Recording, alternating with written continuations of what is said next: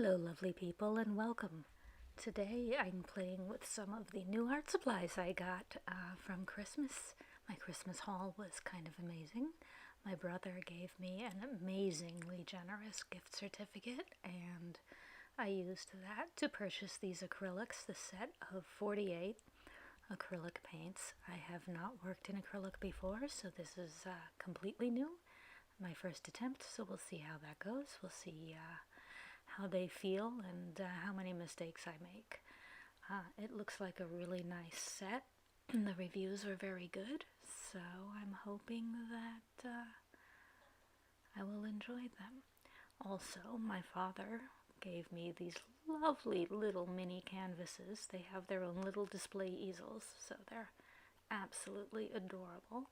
So Dad gave me a package of 14 of these little things, so I get to play around with little mini canvases. I think they're 5 by 5 inches square. So I thought, since this is the new year, I recorded this on New Year's Day, in fact, and we just passed longest night and the days are getting lighter and longer. I'd be optimistic and give myself something cheerful to look at for the months of January and February, which are always kind of rough to get through. So I decided to do a sunflower. Right here I am starting with the center. I did it in Vandyke brown to start with.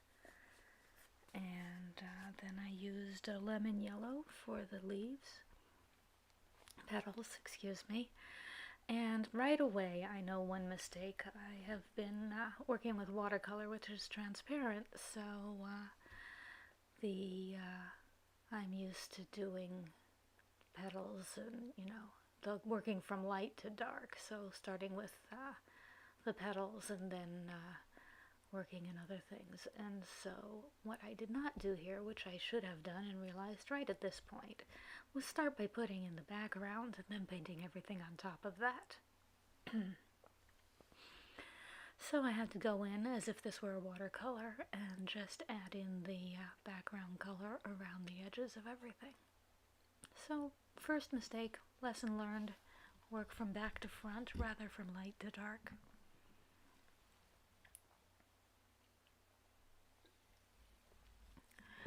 So I started with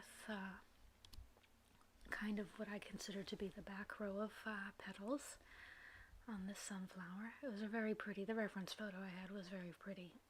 It's this sunflower with kind of a yellow base color for the leaf petals and then a brighter orange midsection on each petal. So I went in and did that. And one thing I had no idea of here was how much to dilute the paint with water. So I didn't dilute it very much. I worked with it almost completely from the tube. And going back and looking later, that may have been not quite right. I may have wanted to dilute it a little bit. I don't have any dilution medium. That's something I learned about afterwards. So I will work on that and play around with that. But after doing the back layer of petals, darkening them a bit because they want to fade back, I worked on the center of the sunflower. And after looking closely at a bunch of sunflower photos, I realized that the seeds in the center actually arrange themselves in this kind of spiraling in pattern. It's really, really pretty. Very interesting. And the center isn't all one color either. There's kind of a lighter spiraling section and then a darker center, at least on the ones that I was looking at. So I spent some time here fiddling around with making the center look like that, and I'm pretty happy with how it ended up looking. And then there's also that deeper rim right where the petals start, so I was working on that here. And between each of these phases and layers, I did let it dry. I put a piece of saran wrap over the paint palette to keep the paints from drying, since acrylic is a fast-drying medium. And then the paints I have on the tube have a rating for light fastness and for opacity. And so that made me think a little bit about the opacity. And so what I did here was I went in with some Naples yellow for the top layer of petals, which is a fully opaque paint, whereas the other yellows I was working with are somewhat translucent apparently.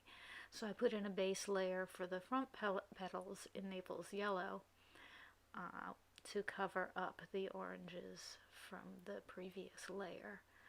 And then after that I went in on top of that to do the coloration, actual coloration of the petals. And also having this nice lighter yellow, I think, even where it's translucent, will brighten up the top layer. And I let that dry. And then I came back with a lemon yellow and went over, again, it's the same pattern with the petals. The part right at the center and the tips were lighter yellow, and then there's this band of orange halfway down the petal, which is, I think, really quite pretty. So I went in with the Naples yellow first, and I'm putting the paint on fairly thick here. Again, this is my first experience with acrylic paints, so I'm not actually sure how thick or thin I'm supposed to make any of these layers. I suspect it's also a matter of taste and style, as well as how to work with the medium. I did find that it is such a fast drying medium that by the time I came back with the orange, the yellow edges had already dried out, so it was hard to blend the orange. I think I ended up doing okay with that, and after a couple of different layers, I went back and forth with layers, and I think it worked out in the end, but I wasn't expecting that at this layer. I was expecting to be able to blend the orange into the lemon yellow much more easily. So the orange I'm using here is an orange red. I'll put a list of the paints I used, the colors I used, down at the in the description. And then after that I decided that you couldn't really differentiate the top layer of petals as well as I had hoped, even though they were a lighter yellow. I had made the back layer a darker yellow and the top layer pretty much just a lemon yellow and a lighter orange. So I went back in and did shadowing around the petals, because each top petal is going to cast shadows on the petal below. And, you know, I didn't want this to be perfectly realistic at all. I'm just playing around with the paints and seeing how they feel and how they work, and I'm pretty happy with what I ended up with. I actually took it into work and I have it on my desk on the little easel, and it makes me smile, and it's a nice little promise of sunshine and summer and or spring or whatever to look at during the dark and cold of January and February. I went in the end. Oh yeah, here I'm doing a little more blending with the lightening up the top layer so you can see it a little better. Another thing I hadn't expected or just didn't know was how glossy these paints end up looking. They really do have a gloss to them, which is not something I'm familiar with at all, having worked in watercolor, which does not. So that was interesting, and I'll have to think about that.